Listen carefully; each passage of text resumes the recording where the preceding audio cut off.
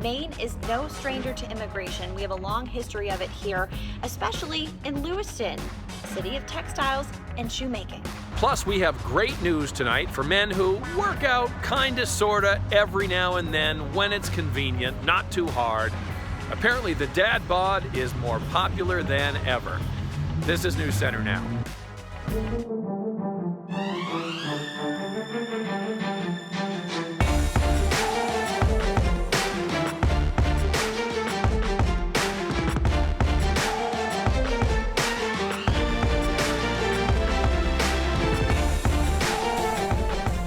Good Monday evening, everyone. I'm Lindsay Mills. And I'm Lee Nelson. Glad you're with us this evening. In the news, more than 200 asylum seekers have arrived in the city of Portland since last Sunday, and that number is expected to get higher.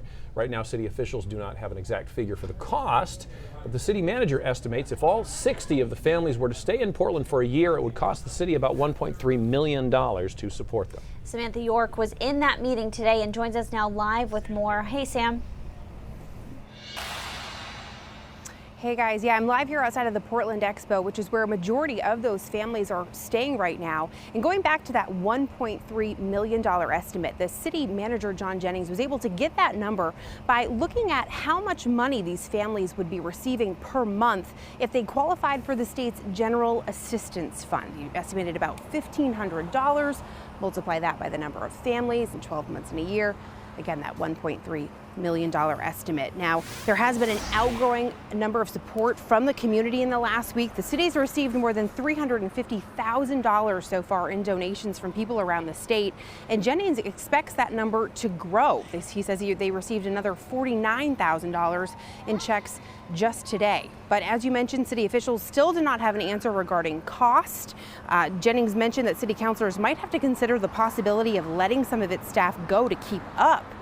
But they are working actively now to get those numbers for us. In the meantime, they're working on what they're calling phase 2 of their plan, which is finding temporary housing for these asylum seekers. And Sam, speaking of housing, do city officials know how much longer they expect those individuals to be staying at the Portland Expo? Well, the goal right now is to try to get everyone out of here within the next few weeks. City leaders are looking at a handful of options for temporary housing, including the former Naval Air Base in Brunswick, as well as the University of Southern Maine in Gorham, their campus. And actually, the president and CFO of Bowdoin College just offered their campus up for them as well. So Jennings said that this would all come with a cost, with food and security and maintenance. So the city is still trying to figure out which would be the best option. And speaking of cost, Jennings also mentioned in the meeting that while the city is always welcoming, he does take issue with Mayor Ethan Strimling's comment to the press about how kindness doesn't always come with a cost. I mean, I don't even begin to understand how you could make that statement. While it's wonderful to have folks come to the city, we have people who come to the city all the time that move here or whatever, but this is a subset of individuals that we will have to figure out a way to pay for. So there is a cost associated. Now, there are 2 meetings scheduled for this evening. One is in Westbrook, where city leaders there will be looking at if they will be helping Portland with these asylum seekers. There's also one here in the city of Portland tonight, where city council members will be discussing if they want to implement a cutoff date for helping these asylum seekers. And Sam, one more question. We've been flooded with questions and comments from people at home about this for about a week now. It sounds like you're working on trying to get some answers for those folks. Yeah, there are many people who are in support of these asylum seekers coming to Portland, but the big question that we've been getting from people over and over again is how are we able to take care of them when there are people in Portland and in Maine who aren't getting the help that they need? So what I'm working on right now is following the money. I'm looking at all of the statewide and citywide assistant programs that are available to people, whether it be for low-income families, elderly, veterans, asylum seekers, refugees, and kind of comparing them across the board to see how they rank. So we want to keep you updated at home that we are hearing your questions, we are hearing your concerns, and we're working as fast as we can to get those answers for you. Absolutely. All right, Sam, thank you very much. Now, of course, this is not the first time Maine has witnessed an influx of immigrants arriving from other countries. Lewiston especially has a long history of immigration, so we traveled there today to see what lessons Portland can pull from them in the days, weeks, and even years ahead. They say to truly understand someone, when we first started, it wasn't easy. you have to walk a mile in their shoes. Textiles made Lewiston and shoes made Auburn. Shoes, all sizes, colors, styles, are the main exhibit at Museum LA in Lewiston, many of which were made at the local mills. They didn't have enough workers to do things in those days. Many made by new Mainers. The new immigrants filled that spot. Rachel DeGrossery is the museum's executive director. She says immigration is part of the fabric of the community. The French Canadians left Canada because the ground wasn't able to help them survive anymore on their farmlands. The Irish came because of the potato famine, and they were the first to come. But it has been by no means a fairy tale. It wasn't easy when the French Canadians arrived and the Irish had been here first, and they felt that we were coming to take their jobs, and there were big battles on the Main Street Bridge where they threw each other in the river. Then in 2005, she and her team felt compelled to create an immigration exhibit amid the tension that remained in the community roughly 3 years after the arrival of Somali immigrants. All these years later, the employers that I talked to, that most of them that have hired people, say they're really good workers, the new immigrants, and they're glad to have them. And if they didn't have them, like when we came, if we hadn't been here, there wouldn't have been economic engines of the mills and the shoe shops. and now a new immigrant wave to Portland. But the lessons learned, she says, from our own history remain. The new immigrants have to work hard to understand us and understand the community and country, and we have to understand why they're coming and what types of things we can do to help, because to me, this is why we became such a beautiful community. And it just so happens there's a Maine World Refugee Day celebration in Lewiston later this week. It's happening Thursday, June 20th from 5 to 7:30 p.m. at Samard Payne Memorial Park, and it's organized by the Immigrant Resource Center of Maine. How convenient is that? Right, interesting timing. Yeah. For sure. We will have a lot more coverage on this at our website and mobile app in the days ahead. Absolutely. All right, let's talk about the weather now. Keith is in. The sun was in and up and hot, and it was great, Keith. You're looking tan. Yes, I've been out in the nice. sun. I have jealous. been out in You the keep sun. having to adjust your makeup. Yes. Because you're just. Yes. You're just I know tanning. I know it's not quite right. It's the best I can do. No, it's pretty close. It's pretty. I just know you've been good. struggling with it. You can't show me any weakness, then I get right in there. Cindy was helping him with his makeup game. It looks good. Got just a couple of clouds over northern Maine. That's about it. Most of us were sunny from start to finish today. A couple of showers have popped up there, 2 out towards Holton, and they've got an interesting trailing look to them. The striations correlated along with the clouds that are moving in that direction. Most of us, though, beautiful day, average high 74, 75 degrees. We got to 77 in Portland, 78 in Wiscasset. Watch, though, as we go from our high temperatures to our current temperatures, and a lot of us did sea breeze, and you could see the sea breeze on the radar. Down to 71 in Portland, 73 in Wiscasset, 73 in Rockland, and 60s in the mountains. Nonetheless, a nice late afternoon and early evening. Will be clear overnight tonight. Now, originally last week, mid this week looked really unsettled. I think it's better than that now. Most of the showers tomorrow, for example, are going to be to our south. So you can see there's some cloud cover certainly over southern coastal Maine, but guys, spatially, most of the state tomorrow and Wednesday will actually be in pretty good shape. So doing a little bit better than we thought we might do last week, which is always a good way to be wrong in weather. No argument there. Absolutely, Keith. Thanks. We'll see you in a bit with more. In the news, closing arguments were abruptly postponed this morning in the trial of John Williams. Why? Well, Williams' defense attorney told us that proceedings were postponed because he is considering calling another witness who would counter the state's reconstruction of the shooting that killed Corporal Eugene Cole. Several jurors were turned away when they arrived at the Cumberland County Courthouse this morning. Williams is on trial charged with killing Corporal Cole last spring. All right, before we take a break, Governor Janet Mills has signed a law to ban single-use plastic bags statewide. We've got more details on News Center at 6. And up next, we're going to learn more about a group of kids who were able to make a restaurant think twice about their impact on the environment. Interesting timing for that story as well. And would you rent out your car to a stranger to earn a couple bucks?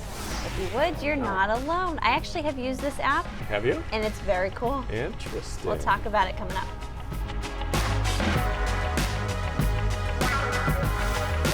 In person's car? Yeah, so, you know, us journalists, we love a good story. This story involves Liam and his twin brother. The day we learned Interesting. what churro is. What is? It's called churro or churro. I always get Churro on the confused. Cape? Well, because there's churro in like on the way to Provincetown on the Cape, Right. but then there's churro. So I think it's T-U-R-O, Okay. I think. Anyway, it's an app where you can either rent out your car or you can rent someone's car. And you can rent like cool cars, you can rent like, you name it. Like when Clay and I were in Really? California on vacation, we looked at like, we didn't do this because we still didn't have the budget for it, but like if you wanted to, you could rent Ferraris and like whatever. Right. But yeah, we didn't want to go through a rental company like Avis or whatever, and so we needed a car for like 2 days, and we got on the app. We met this guy at, this sounds terrible, at a parking lot. It was safe. It was 1 a.m. and the lights were broken.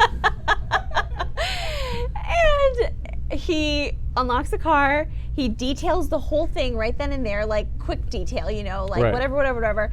And then off we go. We had the keys and we had it for like 300 miles or something, and it was less than if we had rental car. rented through a rental company.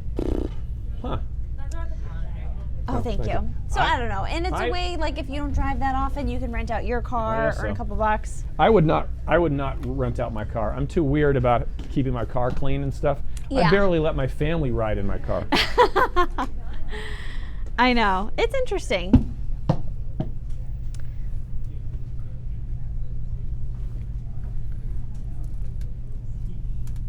Okay. There's another app. It's not local. I think it's in like the Virginia or DC area where you can, if you don't have a car and you want to go on a camping trip, you go, I don't know what the app's called, but you basically log into this app and they drop you off a Subaru filled with all camping gear and off you go. Interesting. It's like, oh, why didn't I think of this? What a great business idea. Interesting. 30. Yeah, I would not.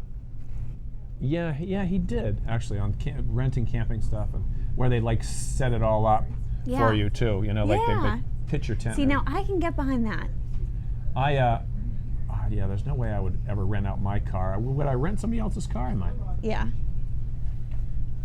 Right, it's got to be the Lamborghini. I would not rent out my Lamborghini though. Because it does not exist. When you hear stories about smuggling, you tend to assume it's about drugs, but this is not the case. Right. No, Russian custom agents foiled an attempt over the weekend to smuggle more than 4,000 tortoises.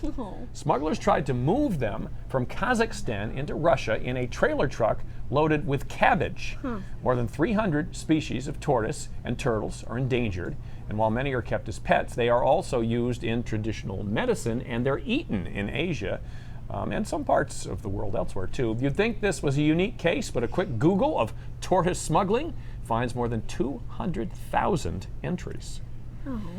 A Texas police officer got way more than he bargained for while on an animal call. He tried to capture and cage an aggressive pit bull by luring it into the backseat of his car, but it turns out the officer forgot to shut the door and the dog jumped inside. When the officer tried to get the dog out, it became aggressive, so the officer slammed the door, trapping it in the car. While inside, the dog ate all of his beef jerky that was stashed up front. Luckily, animal control officers arrived and took the pup into custody. There's no word yet, though, if there's any official charges, but we do know the dog is in the dog house for hijacking a police car and stealing those delicious snacks. Trouble. Yeah. A little bit. A class of fourth graders in Pennsylvania is getting some credit for making a pizza chain more eco-friendly. The kids managed to get Uno's Pizzeria and Grill to change its straw policy. Each student wrote a letter to Uno's CEO explaining how plastic affects the environment and wildlife, and he responded, changing the chain's straw policy for more than 100 restaurants. The new policy is that straws will be given out on demand only, and the kids celebrated their success with a pizza party from Yes, Uno. Very good. Makes sense. All right, how's your commute? Is it long? Is it short? We're going to look at which Mainers have the fastest path to work and the ones who don't as well. It'll be interesting. It's a big state. Plus, it won't be too long until we see Keith again. Stay tuned for his full forecast coming up.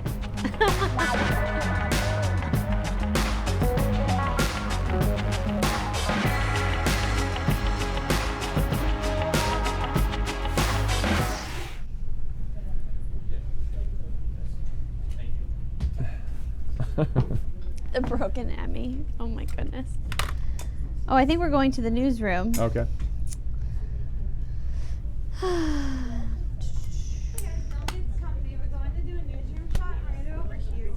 All right. Sweet.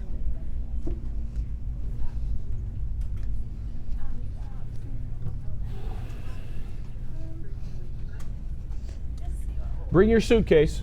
My suitcase. Am I on the left or the right? I can't remember. Left. Dee. All right. I still have not punched up Facebook. That's where I'm at today. Can you hold this right for a second? Yes. Here, you get some information. Okay.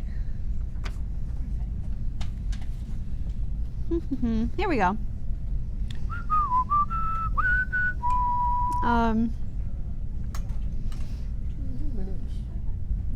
So, of course, a lot of the conversation on Facebook today is about the asylum seekers. And yes, a lot of you are asking very similar questions, and that's exactly what Sam is going to get to the bottom of. She tried today, started reaching out to the proper channels. Exactly. Perfect, thank you. Not really, I'll just So Diane, I think we do have the answer to your question. How are the immigrants coming to Portland and who's paying for their transportation? Diane, they are coming for the most part by way of bus, and we did confirm that, I believe on Friday, that Catholic Charities of San Antonio is paying for the bus fare. Paying that. Now, there were some arriving from other points on the border of Texas. Not all came from San Antonio. So I don't know what the case is for them. And Christian, we do have the answer to your question about Ebola. walk in when it's time for you guys. Great. When you're up. Now's the time. You can wink at me. What? You can wink at me. I don't think you'll see me if I'm like this. That's probably true. Sure, thank you. Yeah, Christian, we did a story on that a couple of days ago, so we're going to find that link and put it in the feed for you. But essentially, they do not have Ebola. They're tested at the border by Customs and Border Patrol. All right, 10.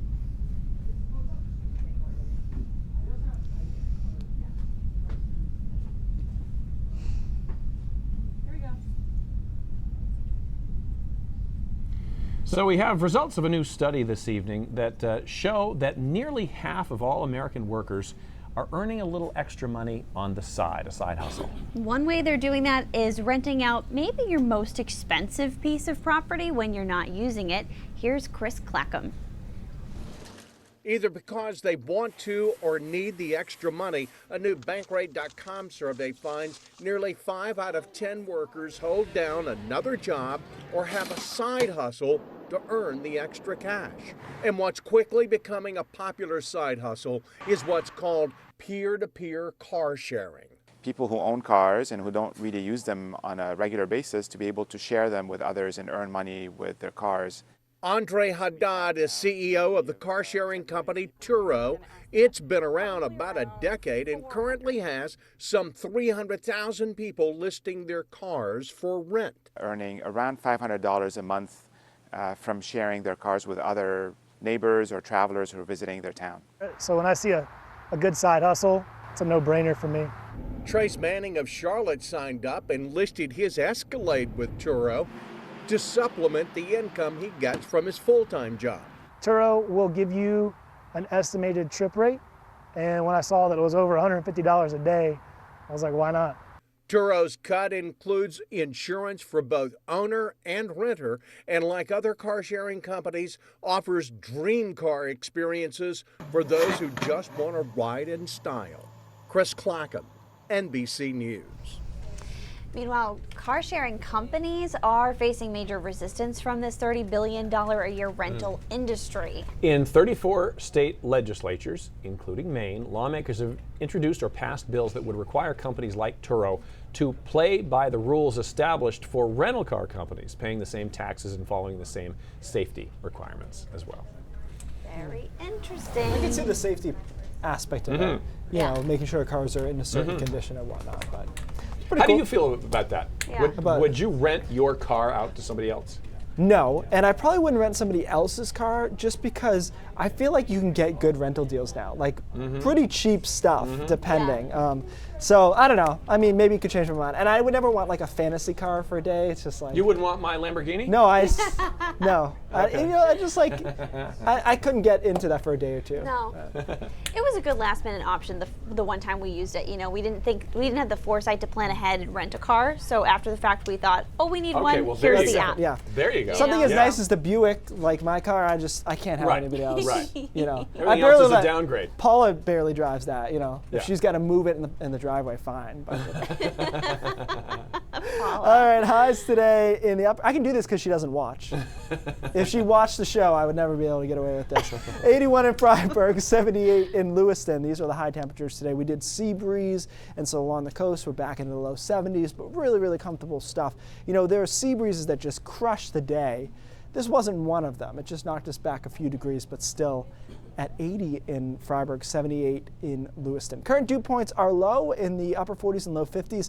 Interesting, yesterday morning they got into the low 60s, and I went outside, it was cloudy, but it was a little sticky, very summery. Now the dew points have been suppressed back down into the low 50s. All right, here's a look at the visible satellite. We got quite a bit of cloud cover over northern Maine. That's about it though. The rest of the state is clear. Hour by hour forecast tonight, clear, temperatures dropping into the 50s, some 40s possible over northern Maine and the mountains. Now tomorrow, as I mentioned, originally looked like a pretty rough day, but it's trended south, south, south. So now we've got most of the showers down in Massachusetts and New Hampshire, and just a little of the cloud cover getting into the mid-coast. Notice though, a good portion of the state is sunny through the day tomorrow, and even those areas that are cloudy along the coast should clear out tomorrow afternoon. So not actually a terrible day, and we stay dry.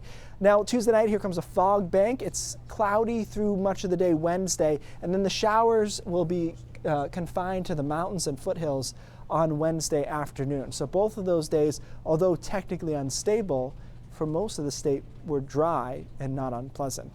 On Thursday afternoon into Thursday night, we gather a much more significant, much better organized storm system, and that moves in as a batch of rain for Friday. So Friday does look legitimately pretty rainy. It could be heavy rain. A little mini rain nor'easter on Friday. Isolated shower in the mountains largely on Saturday. Most of us dry. And then Sunday looks good. Watch when we flip to the coast that it will be a nicer forecast. So over the weekend especially, the coast will be better than inland locations. Still no heat, but still, if we can carve out 2 weekend days, Yes. we'll be happy And with that's that. comfortable warmth. Yeah, and that's what we've been living at so far. Like I said, it was humid yesterday, but it wasn't sunny. Right. And that's kind of what we've been doing. It's Yep. been humid and rainy. Right. Yeah. Okay. Keith, thank you. NASA announcing it will be taking women to the moon by 2024 in a new mission called Artemis, named after the goddess of the hunt. Apollo is the name of NASA's moonshot program that 50 years ago this summer achieved the first lunar landing. NASA landed 12 men on the moon over 6 Apollo missions. For the next go-round, the space agency wants its moonwalkers to reflect today's more diverse astronaut corps, thus the name Artemis, who happened to be Apollo's sister. There you go. How bad or good is your commute to work? All right, the Census Bureau has actually released a list of the fastest and slowest commute times for Mainers. All right, people who live in Presque Isle, on average, have the quickest commute at just over 12 minutes. Rockland is second, Eastport is third. On the other end of the spectrum, Acton was actually the slowest with an average of 36 minutes. Raymond and Buckfield residents also have fairly long commutes on average, but long, of course, is all relative because big metro areas in other parts of the country have much longer commutes than we do, obviously. Yeah. All right, men, worry not. The love for the dad bod is at an all-time high.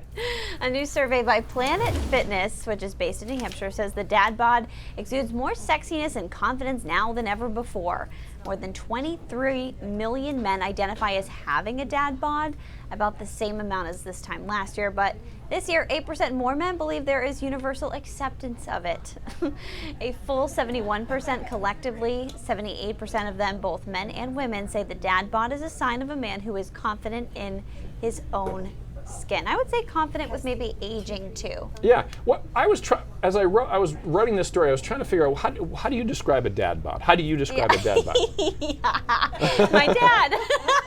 I don't want to think about that, but I just think of him with his like high socks and the dad sneakers, you know, which the dad sneakers are in right now. It's insane. You totally avoided that question. You I know. Totally That was so side swerved that question so skillfully until I brought it up. But Well, I thought it was funny because the graphic showed a big beer belly, and I Sure. don't think of that that's as not a dad bod, right? bod. Is it No. just a little soft? A little right? soft. A little soft. A little That's how I punch. would Right. describe it. Right. Yeah. It's not my dad's bod, but. Glad we arrived at that. All right, guys. We got a lot more coming up on News Center at 5:30. Iran is threatening, it's really turning up the rhetoric as the United States moves warships into that region, raising the possibility it might choke the key supply route for the world's oil. We're going to have more on this showdown with the Trump administration. And recently, the government imposed new regulations challenging the safety of the ingredients in our sunscreen. So what are we supposed to do with that? We're going to tell you what to look for and what to avoid on those ingredient labels. All ahead at 5:30. This is the time of year we're breaking out the sunscreen, so very important. It is time. I will see you guys in a bit. We're back with Brain Drops after this.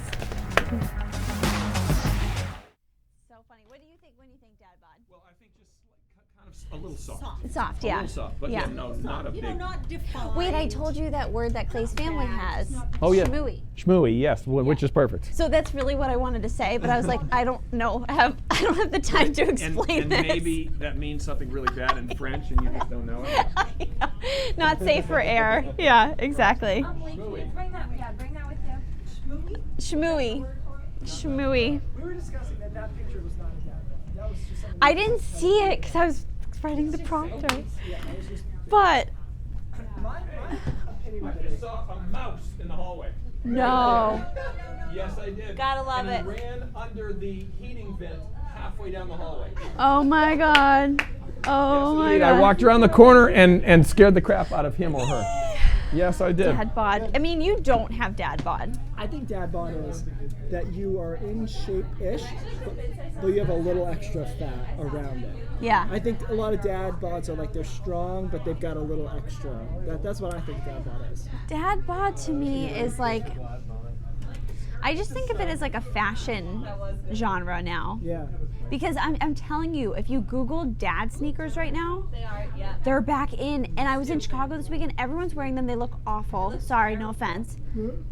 But You like, about like the white on. high top style. Yes, like white chunky. Yep. They almost look like dinosaur-esque.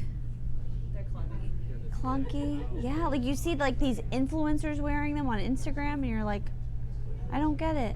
Yep. I still don't understand like the Kardashian style either. Like they wear a lot of like sweatpants. I love sweatpants, but they wear a lot of like things that just don't look put together. And they're supposed to be like, Well, what is I don't know. that stuff that he sells is like ripped, Yeah, patched, and people think it's cool. No, yeah. we're 30 away. I love looking at our comments and seeing Oh gosh. like, how do you know they don't have an Ebola? And then we post to verify to how they don't have Ebola. They're like, wait until a tourist gets Ebola. Come on. I sometimes wonder why we do verifies. I Because know. we'll be like, here are 15 doctors, and they're like, nope. They don't want to have it. Don't want to have it. Oh, look at that. Pretty cool.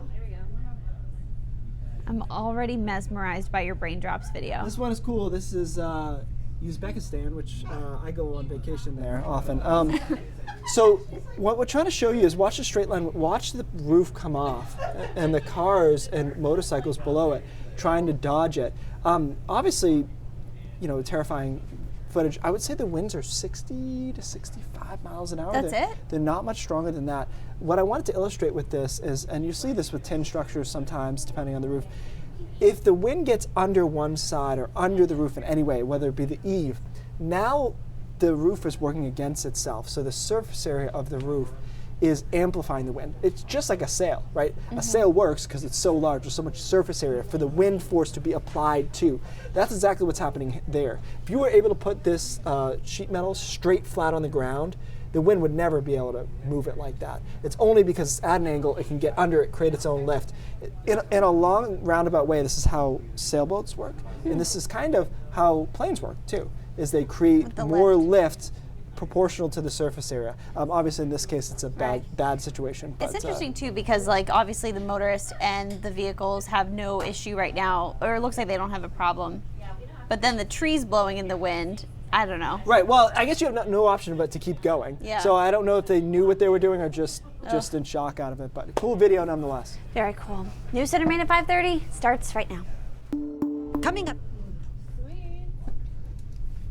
Bye guys.